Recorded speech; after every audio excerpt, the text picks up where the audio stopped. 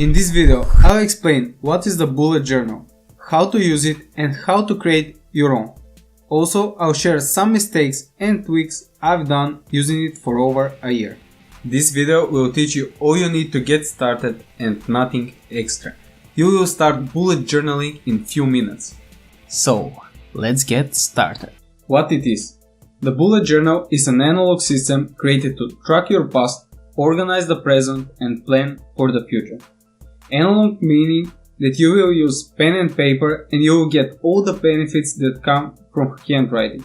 This is a great way to get all of your thoughts, ideas and to-dos out of your head into a notebook in a highly organized way. With time, you will learn to focus on what really matters and as a result your life will improve. But what it is actually? A to-do list? A diary? A planner?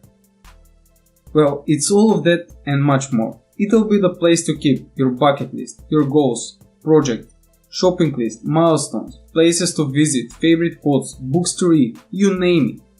And the best thing is, you have a simple structure to follow and in the same time, you have all the freedom to customize it to fit your needs. You have the power to make it exactly what you need. How it works. The whole idea is to quickly capture information as bulleted entries, hence the name bullet journal.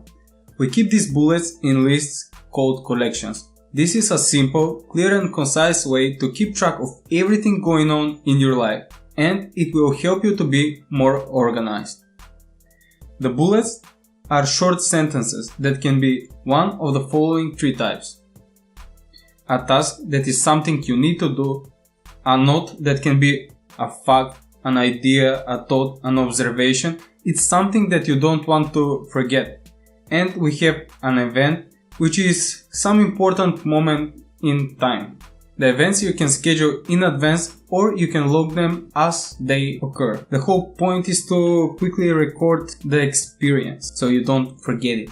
We visually separate these by using these symbols. We use exactly these symbols because they are simple and quick.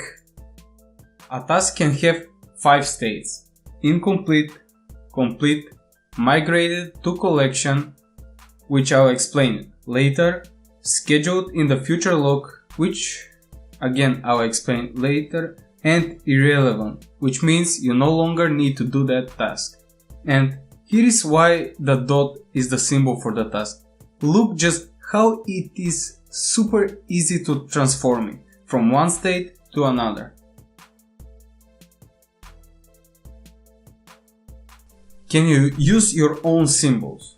Yes, you absolutely can, but please don't. This is one of the biggest mistakes I've made starting out, and it took me a lot of time to get used to the bullet journal because of this. My advice for when you start something new is to start from the source.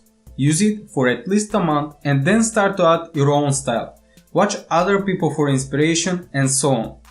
But it's critical at the beginning to follow the basics. Don't take this the wrong way, but you're certainly not better than someone who used the system for years, no matter how smart you are. Trust me on this one. I've learned it the hard way. Most of the times when we are faced with something we don't understand, we immediately say it's dumb. But there is a reason why some things are done the way they are. And if you care enough, you will find out sooner or later. Now, as I mentioned previously, we put related entries in lists for better organization. These lists are the collections I mentioned previously. To create a collection, you simply put its name on the top of the page to clarify what it is all about. The 4 basic collections are the index, where we keep the names of all the other collections alongside with their page numbers, so we can quickly find what we need. For this purpose, in the corner of each page, we write a page number. The future log is where we put things that are date related but done outside of the current month.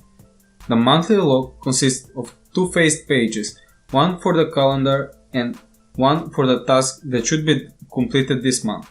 And we have a daily log, which is the most important one. Here you simply put the date as a collection name and write all the tasks, events and notes that came up. Also, we can have custom collections to keep our projects, books to read, shopping lists, goals, whatever you need.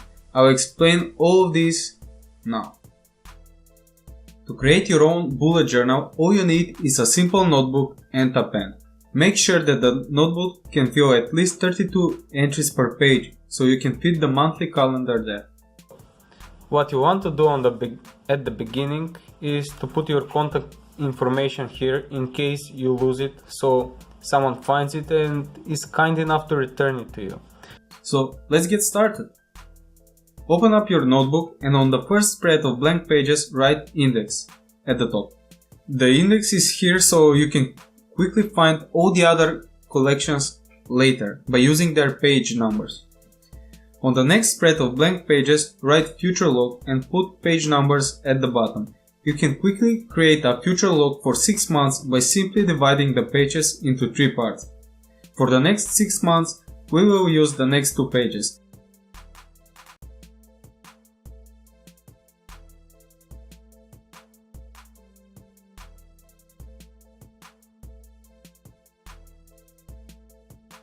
Now we go back to our index and we write future log with the page numbers. Next, we will set up our monthly log. Put the name of the month on both pages. Now on the left one, we write out the days for the month. I use the date and 2 letters for the day.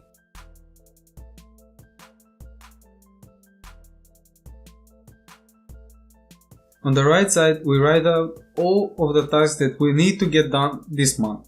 After this, again, number the pages and update your index.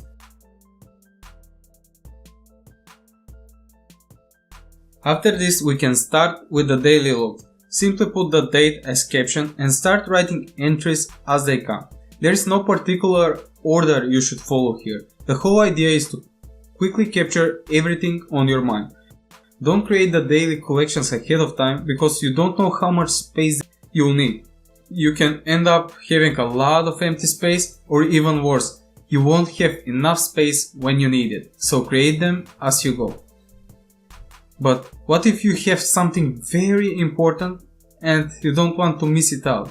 Well, for this reason we have signifiers which we put left of the bullet symbol.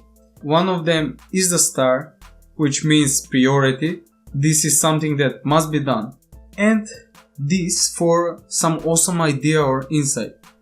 You can even nest different entries to increase clarity. If you want to create custom collection, you basically do the same thing. Put the name of the collection at the top and page number at the corner. And put it into your index.